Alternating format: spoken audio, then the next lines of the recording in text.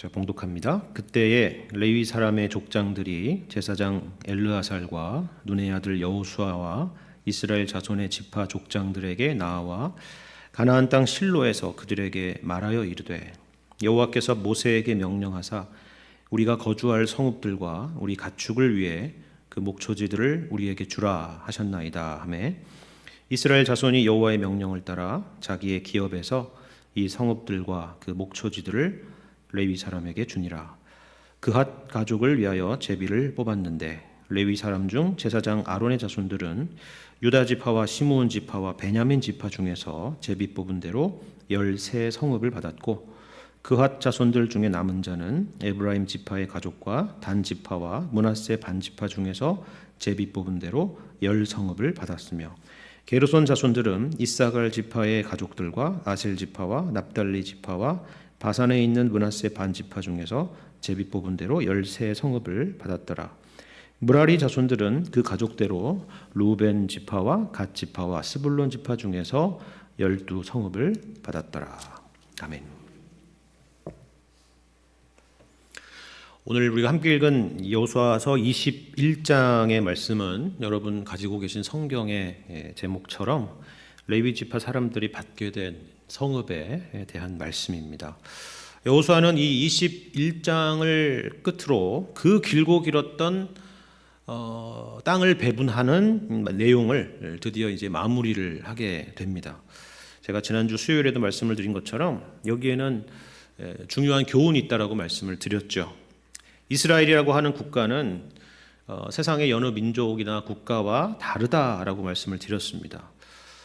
그저 새로운 땅을 정복하고 거기서 정착을 해서 잘 먹고 잘 사는 것만 중요한 것이 아니라 무엇보다도 그들이 영적인 공동체라는 사실, 하나님을 섬기는 공동체라고 하는 그 사실을 잊지 않는 것이 중요하다라고 말씀을 드렸죠.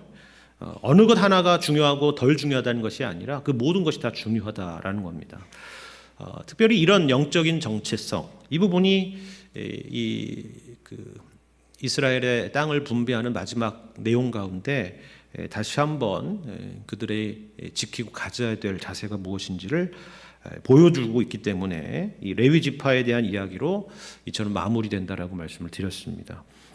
그리고 이것이 중요한 이유가 또 하나 있는데요. 역사적으로 생각해 보면은 좀 알 수 있는 부분입니다. 지금 이스라엘이 어떤 상황인지 다 알겠지만 다시 한번 생각을 해보시기를 바랍니다. 오늘 21장 읽었는데 21장 43절에 보면요, 이런 말씀이 있어요. 43절에 여호와께서 이스라엘의 조상들에게 맹세하사 주리라 하신 온 땅을 이와 같이 이스라엘에게 다 주셨으므로 그들이 그것을 차지하여 거기에 거주했다라는 것입니다. 여기 이 거주했다라고 하는 단어는요, 여러분 시편 1편에도 나오는 그 단어인데 히브리어로 야삽이라는 단어입니다. 그러니까 문자적으로 하면은 앉았다라는 뜻이에요. 앉았다. 그러니까 이제는 무슨 의미예요? 더 이상 이동하지 않고 지중해로 진출을 해야 되겠다, 북방으로 더 나가야 되겠다, 이런 게 아니라 정착했다, 머물렀다. 그 가운데 이제 거주하게 됐다라는 그런 의미를 담고 있다라는 겁니다. 무슨 말이냐면 이런 거예요. 그들이 이처럼 자리를 잡을 때까지, 여기에 이제 거주하게 되고 정착하고 앉아 있을 때까지 어떤 과정이 있었는지 한번 과거를 생각해 보십시오. 그들은 홍해를 건넜고요, 시내산의 당도에서 머물렀고, 그리고 그 이후로는 계속 법궤를 중심으로 이동을 했습니다. 그동안 항상 가시적인 구름기둥과 불기둥이라고 하는 그런 가시적인 것도 있고, 또 만나와 같은 그런 경험들을 늘 경험하고 그런 기적들을 체험을 했죠. 그런데 이제는 어떻게 해요? 정착을 하는 것입니다. 정착. 더 이상 이동하지 않습니다. 그러니까 각 지파별로 이처럼 배분받은 땅이 흩어져서 이제는 자기 땅에 거주할 것이기 때문입니다. 그렇다면 이제 앞으로는 그 하나님의 임재와 일하심을 어떻게 그들이 늘 확인하고 경험할 수가 있겠는가? 이제 앞으로 어떻게 그들이 영적인 유익을 얻을 수 있겠는가 하는 질문이 생기겠죠. 하나님께서 이런 상황을 염두에 두고 바로 이들을 위해서 준비한 지파가 있다라는 것입니다. 바로 그들이 레위 지파라 하는 것이죠. 이들은 이스라엘 지파들 사이에서 흩어져서 이스라엘 백성들의 영적인 유익을 위한 일에 헌신하게 될 것입니다. 누가 위에 있고 누가 아래에 있는 것이 아니라 서로가 서로를 섬기고 서로가 서로에게 유익을 끼쳐서 이스라엘 공동체 전체를 하나님을 섬기는 거룩하고 복된 공동체가 되도록 하시려고 하는 하나님의 그 계획, 하나님의 의도가 이와 같이 펼쳐지고 있다는 것입니다. 이 부분을 오늘 말씀을 통해서 좀 더 구체적으로 한번 생각을 해보도록 하겠습니다. 먼저 이 레위 지파 사람들은 다른 지파와 달리 흩어지게 되었다는 사실을 먼저 생각해 보시길 바랍니다.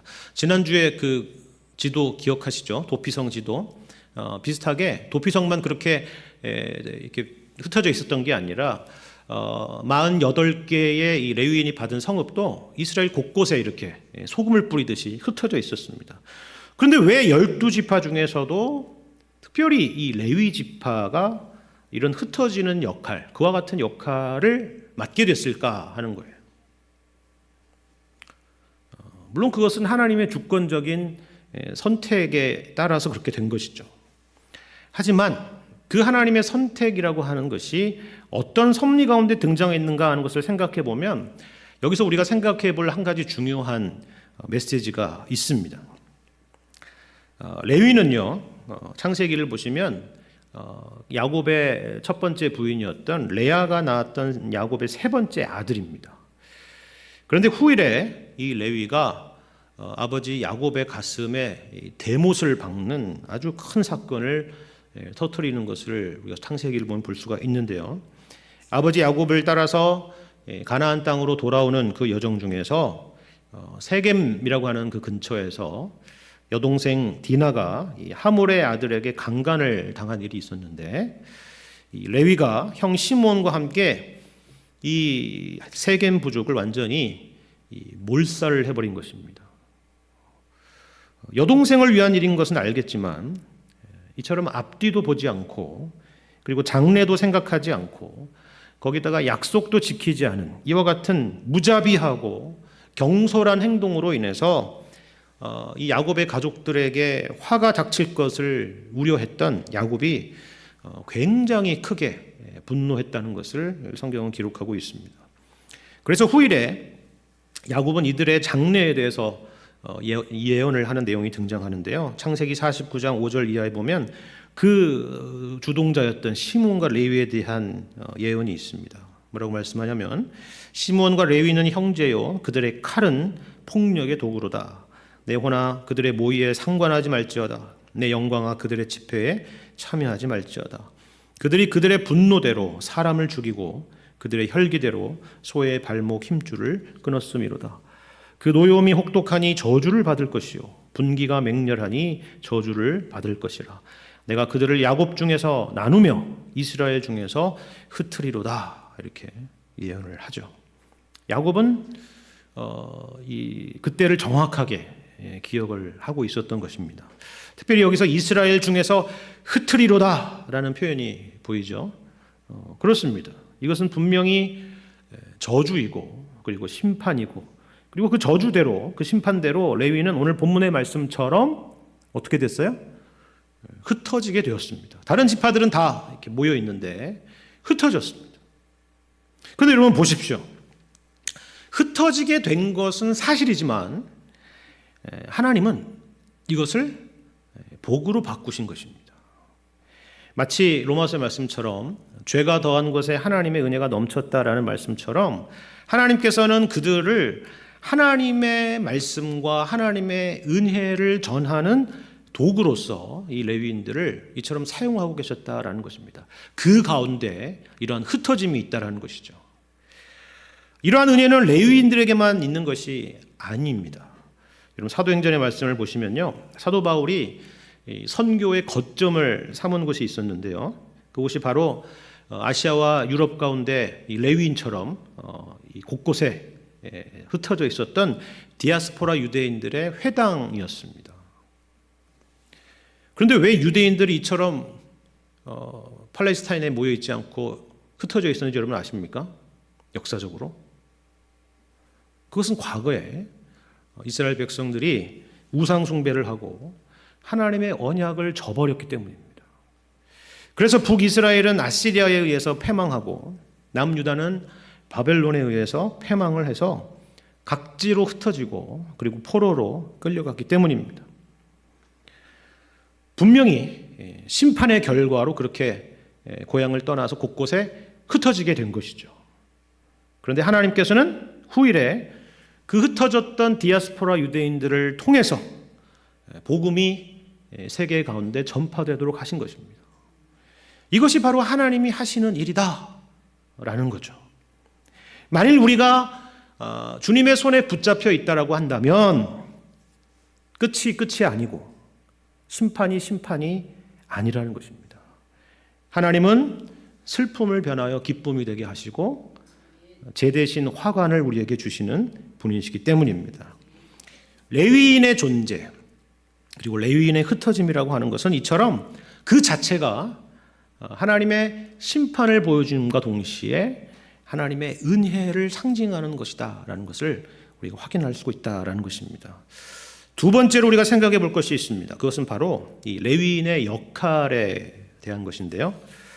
신명기 33장의 말씀을 보시면 모세가 죽기 전에 이스라엘 자손을 축복하는 내용이 등장하는데요. 거기서 레위인에 대한 축복에 대한 대목에 이런 내용이 등장하는 것을 볼 수 있습니다. 그들의 역할이 이와 같은 것이 될 것이다 라고 말하는 내용인데 신명기 33장 10절을 보시면 이런 말씀입니다. 주의 법도를 야곱에게 주의 율법을 이스라엘에게 가르치며 주 앞에 분향하고 온전한 번제를 주의 제단 위에 드리리로다 라는 겁니다. 여기 보시면 레위인들이 두 가지의 역할을 하게 될 것을 지금 말해주고 있죠. 하나는 주의 법도와 율법을 이스라엘에게 가르치는 일입니다. 그리고 또 다른 하나는 제사에 봉사하는 것입니다.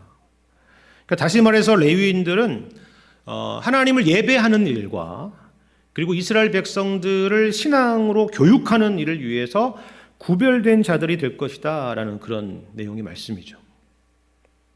아마도 레위 지파 사람들은 우리가 반차라고 하죠.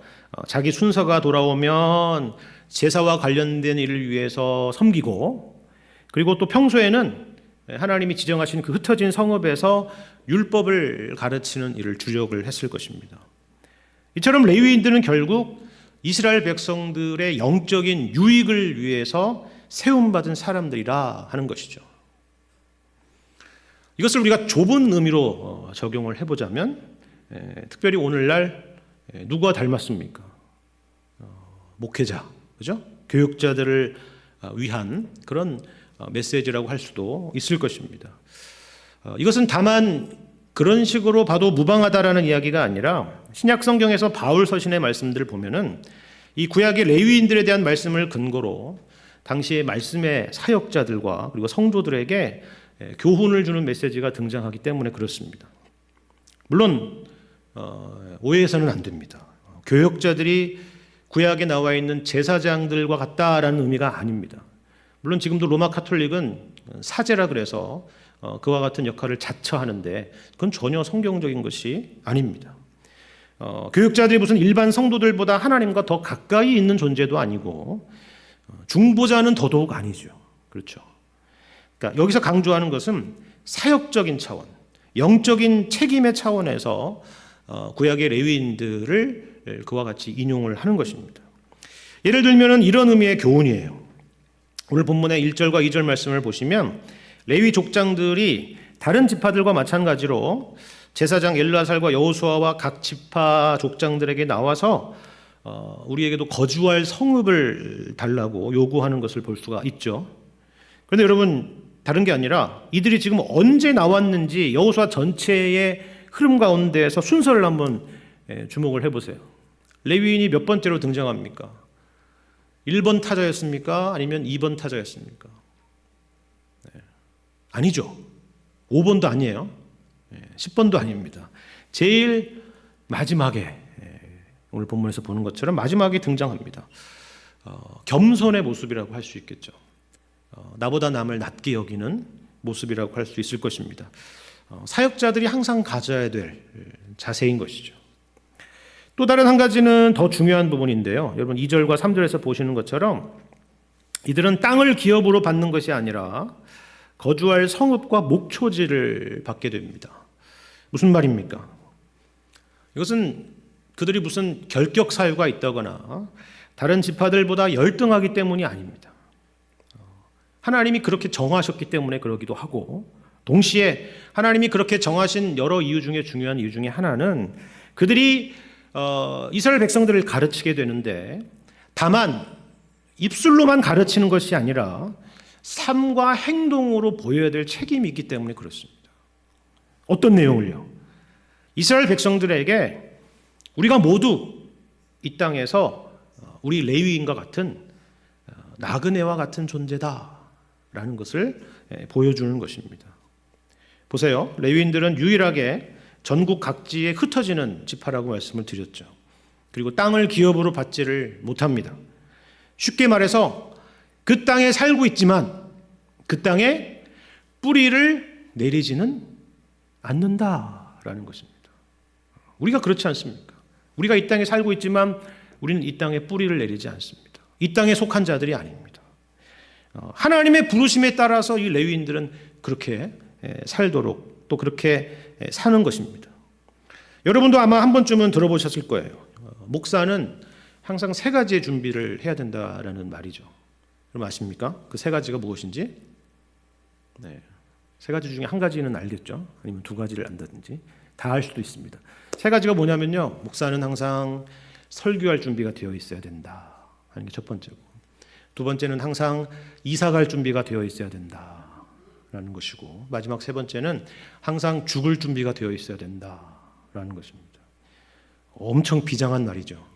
그렇죠? 요즘 말은 아닙니다. 옛날에 우리 정한 박윤선 박사님이 하신 말씀 중에 하나입니다.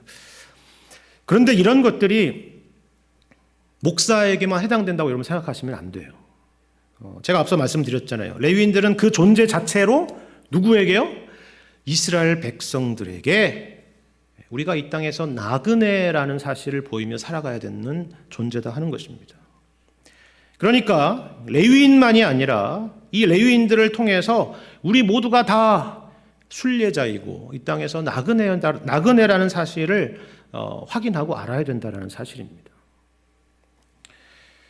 제가 스타벅스에서 닉네임이 순례자인데요. 음료가 준비되면, 여러분 아시죠? 스타벅스에서 음료가 준비되면 닉네임으로 불러드릴게요 이렇게 얘기를 합니다. 그럼 음료가 준비되면 부릅니다. 순례자님 음료 준비됐습니다 이렇게 얘기를 해요. 그 얘기를 듣는 거죠. 제가 느끼는 거죠. 아 그렇구나, 내가 이 땅에서 순례자구나 라고 하면서 커피를 마시는 것입니다. 그렇죠? 이처럼 그런 존재로 살아가고 또 그것을 보이는 존재로 우리가 살아가야 된다라는 사실입니다. 제가 이것을 주로 이제 목회자나 교육자에게만 적용해서 말씀을 드렸는데요. 이번에는 반대로 이런 레위인과 섞여 살아가는 다른 각각의 지파들에게는 이것이 어떤 메시지일까 하는 것을 여러분 또 한번 생각해 보시기를 바랍니다. 하나님께서 이 레위인들을 각 지파에 흩으신 이유는 레위인들에게만 말씀드린 것처럼 그런 책임과 숙제를 주신 것이 아닙니다. 그것은 이 레위인들을 각각 자기 지파 내에 두고 있는 이스라엘 백성들에게도 역시나 책임과 숙제가 주어졌다라는 사실입니다. 물론 레위인들이 가르치고 전하는 그 하나님의 말씀을 잘 듣고 그리고 순종하는 것이 1차적인 것이죠.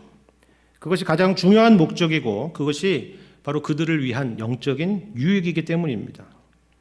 그런데 그런 것만이 아니라 현실적인 숙제도 있었는데요. 그것이 뭐냐면 바로 이들이 레위인들의 생활과 생계를 책임지는 것입니다. 레위인들은 이스라엘 백성들의 영적인 유익을 위해서 수고하고 그리고 이스라엘 백성들은 레위인들의 현실적인 필요를 공급하는 것, 이것이 바로 하나님께서 이스라엘 공동체 가운데 생각하셨던 영적인 선순환이었다라는 사실입니다. 물론 우리 교회에는 그런 일이 전혀 없지만요, 많은 성도들이 보통 이 부분에 대해서 오해를 많이 하는 것을 보게 됩니다.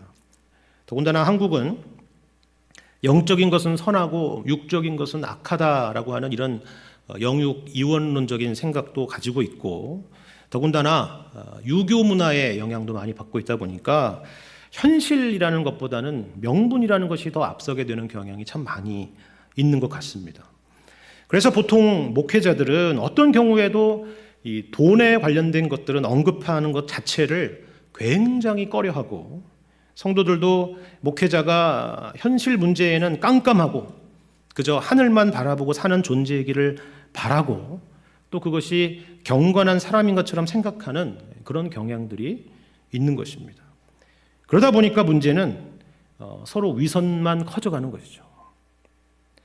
물론 목회자가 돈을 밝히고 경건을 세속적인 이익의 수단으로 생각하고, 또 성도들 또한 목회자를 그저 세상의 여러 직업 중에 하나로 생각한다라고 한다면 그것은 정말이지 가장 최악의 상황이 될 것입니다. 그것을 교회라고 말할 수가 없겠죠. 하지만 그렇다고 반대로 성도들이 목회자들의 생활에 무관심한다거나 목회자는 그저 하늘만 바라보며 사는 것이 성경적이라는 말은 결코 아닙니다. 여러분, 오늘 본문의 레위인을 잘 보십시오. 그들은 분명히 성경에서 하나님이 그들의 기업이라고 했죠.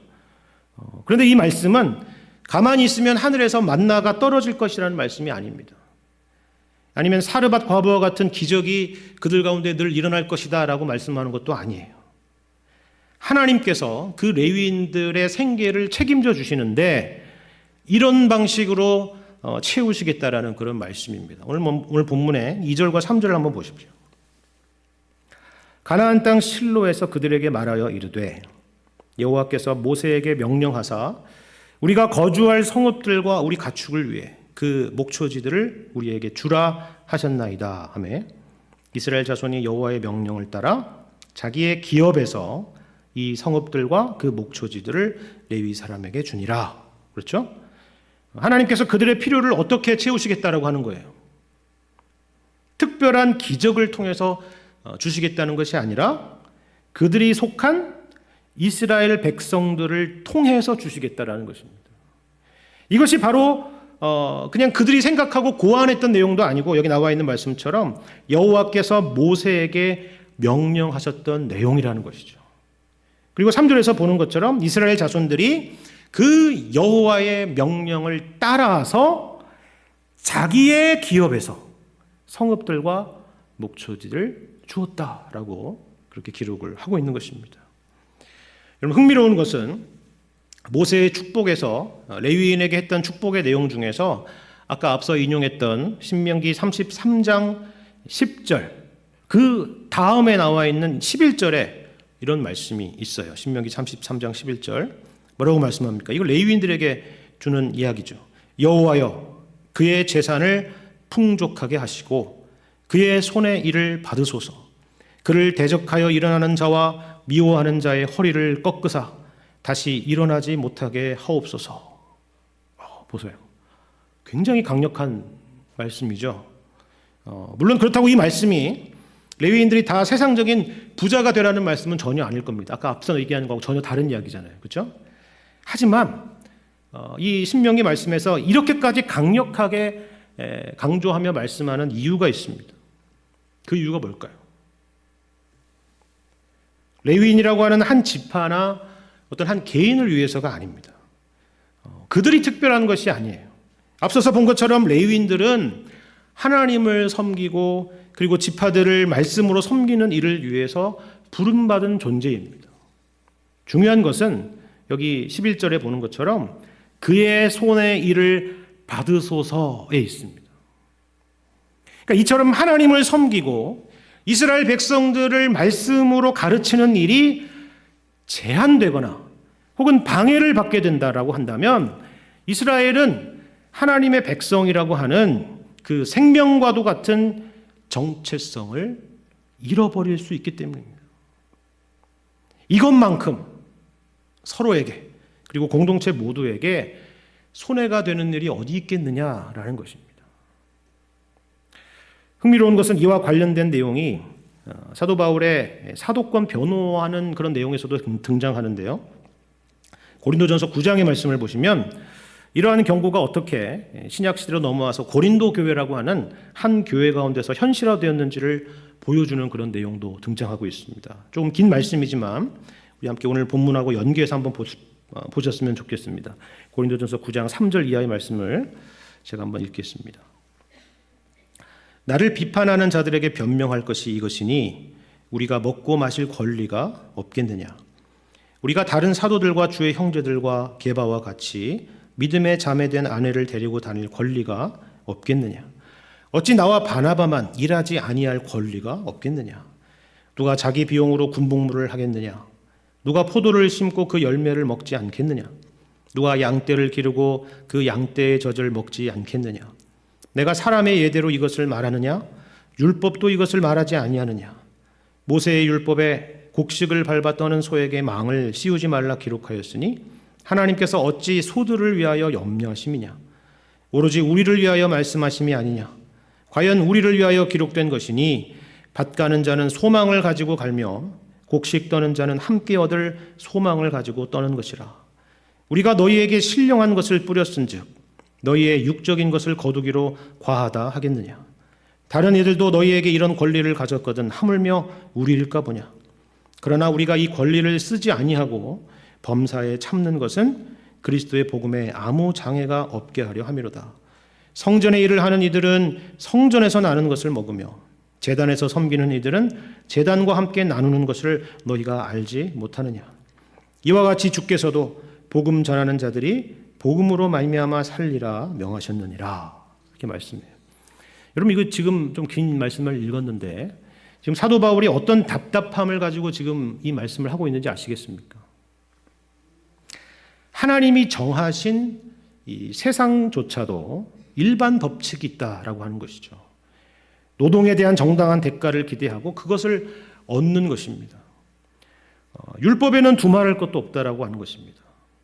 하지만 고린도 교회의 일부 성도들은 사역자들이 처음부터 그럴 권리가 없는 사람인 것처럼 여겼던 것입니다. 처음부터 열등한 사람, 못나고 부족한 사람으로 그렇게 무시해도 될 사람으로 여겼던 것입니다.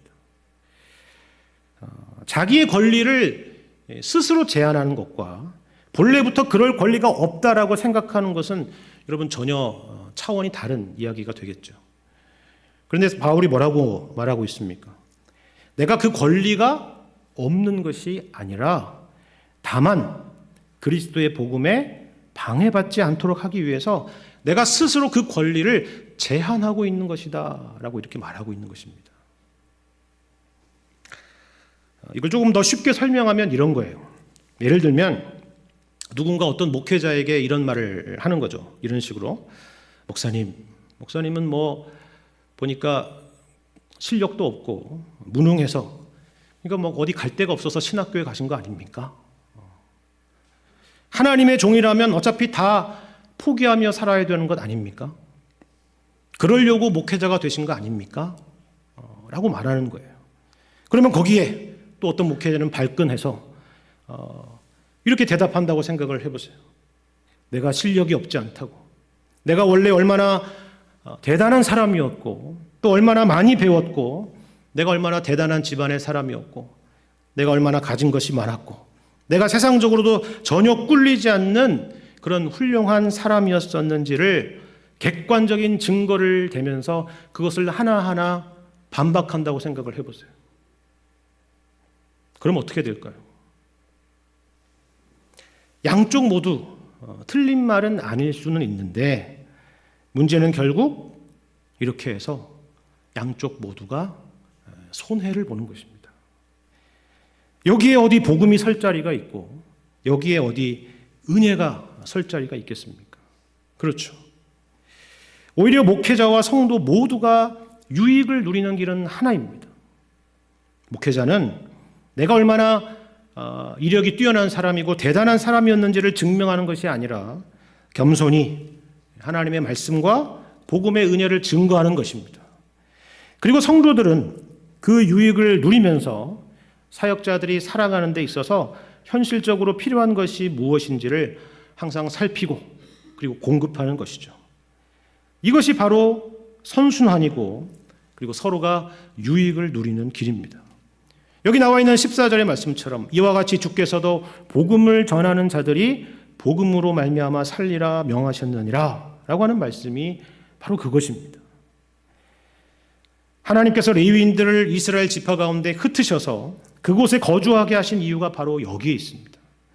레위인들은 영적인 것으로 그들을 섬기고 각 지파들은 필요한 것들로 그들을 섬기는, 그래서 서로가 서로에게 윈윈이 되고 유익을 끼치는, 그래서 이스라엘 백성들 하여금 진정한 하나님의 백성의 정체성을 잃지 않고 살아갈 수 있도록 그렇게 하신 것입니다. 여기에 실패한 예와 성공한 예가 있는데요. 많이 있지만 그 중에 한 가지씩만 제가 예를 들고 오늘 말씀을 마무리하려고 합니다. 실패한 예는요, 여러분 여호수아서 바로 다음 성경에 있는 사사기를 보시면 알 수가 있습니다. 흥미로운 것은 오늘 본문의 시대에서 정말 얼마 가지도 않아서 이러한 선순환이 하나님이 계획하시고 뜻하셨던 것들이 다 깨지고 말았다는 사실입니다. 그게 바로 사사기의 말씀입니다. 이 사사 시대가 영적으로 어떤 시대였는지를 보여주는 몇 가지의 사건이 있는데요. 여러분 그것은 사사기에서 부록처럼 등장하는 사사기 17장부터 마지막 21장까지 말씀이 바로 그것입니다. 그리고 그 중에 제일 먼저 등장하는 게 미가의 집에 대한 이야기가 등장을 합니다. 사사기 17장을 보시면 유다 베들레헴에 레위인 청년 한 사람이 있었는데 그 사람이 거주할 곳을 찾아서 그 베들레헴을 떠나서 에브라임 산지 미가의 집에 들어가서 그 집에 개인 제사장이 되었다라는 이야기가 있습니다. 재미있는 것은요, 거기에 개인 제사장이 되는 계약 조건이 그 안에 있다는 거예요. 서로 계약을 맺은 거예요. 어떻게요? 계약 조건은 이것입니다. 은열과 의복 한 벌과 먹을 것을 지원받는 것입니다. 그리고 나중에는 더 나은 조건을 제시한 단지파를 따라서 그들의 제사장이 됩니다. 여러분 이게 말이 되는 일이에요? 정말 어이없는 일이고 기가 막힌 일이죠. 그렇죠. 그런데 이것이 바로 당시의 이스라엘의 영적인 실상이었다는 것을 고발하는 것입니다. 그런데 우리는 이 말씀에서, 이 본문에서 한 가지 근본적인 질문을 해볼 필요가 있어요. 왜냐하면 왜 이 레위 청년은 본래 있어야 될 그 베들레헴이라는 곳을 놔두고 그가 거주할 곳을 찾아서 떠났을까 하는 것입니다. 그렇죠. 왜 떠났을까요? 여러분이 오늘 여호수아 말씀에 근거하자면 그 이유는 너무나도 자명한 것입니다. 그 지역 사람들이 이 레위인 청년을 책임지지 않았기 때문입니다. 선순환이 이렇게 깨져버린 것이죠. 그래서 하나님을 섬겨야 될 이 레위인이, 그리고 이스라엘 백성들을 섬겨야 될 그 레위인이 한 집안과 한 지파라고 하는 사람을 섬기는 떠돌이 직업 종교인으로 전락하고 만 것입니다. 이것이 당시 사사시대의 영적인 실상이었다라고 하는 것을 이 레위인의 사건을 통해서 노골적으로 보여주고 있는 것입니다. 반대로 긍정적인 예가 하나 있습니다. 이거는 역사 가운데 있는 예를 하나 들겠습니다. 여러분 종교개혁하면 제일 먼저 떠오르는 인물이 있을 것입니다. 마틴 루터죠. 마틴 루터를 모르는 분은 아무도 없을 것입니다. 그런데 이 루터가 될 수 있었던 것은 절대로 혼자 힘으로 그렇게 된 것이 아닙니다. 95개조 반박문을 비롯해서 루터가 얼마나 로마 교황청에 미운 털이 박혔고 또 얼마나 그 로마 교황청은 이 루터를 죽이려고 안간힘을 썼는지 모릅니다.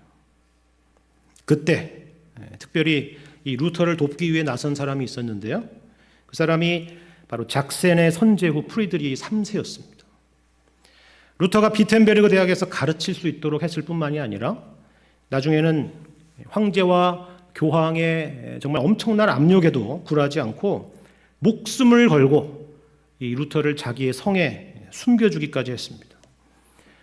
그 루터를 보호해주고 먹여주고 그리고 후원을 했습니다. 여러분 거기서 그 성 안에서 루터가 뭘 했는지 아십니까? 독일어로 된 신약 성경을 최초로 번역을 해서 세상에 내놓은 것입니다. 그리고 이 성경이 독일 전역에 펴지면서 독일 교회는 물론이거니와 독일 일반 역사에까지 끼친 영향이 엄청난 영향이었습니다. 저는 송파제일교회가 얼마든지 이런 교회와 같은 이런 교회가 되었으면 좋겠습니다. 그저 한 목회자, 한 가정의 생계를 책임지는 정도가 아니라 한국 교회를 위해서 그리고 이 나라의 영적인 부흥을 위해서 쓰임받는 그와 같은 목회자들을 배출하는 교회가 되는 것입니다. 우리 교회에서 루터나 칼빈 같은 사람이 나오지 말란 법이 어디 있겠습니까? 너무 거창합니까? 우리 송파제일교회가 그동안 잘 걸어왔던 길입니다. 앞으로도 그 일을 멈추지 않도록 그리고 더 잘할 수 있도록 그렇게 하는 것입니다. 성도들은 목회자들의 형편을 살피고 그리고 필요를 돌보고 목회자들 역시 하나님 앞에서 받은 그 사명을 늘 잊지 않고 충성되고 헌신된 마음으로 교회를 섬기고 성도들을 영적으로 돌본다면 이것이야말로 하나님이 기뻐하는 교회의 모습이고 그리고 이 일을 통해서 교회가 하나님의 은혜로 풍성해지고 또한 루터와 같이 우리 교회를 통해서 좋은 목회자들이 많이 배출되어서 우리 한국 교회와 또 세계 열방을 부요하게 하는 일에 귀하게 쓰임받게 될 것입니다. 이 일을 위해서 우리가 함께 마음을 모으고 또 기도하는 우리 송파제일교회 모든 성도님들 되시기를 주님의 이름으로 간절히 축원합니다.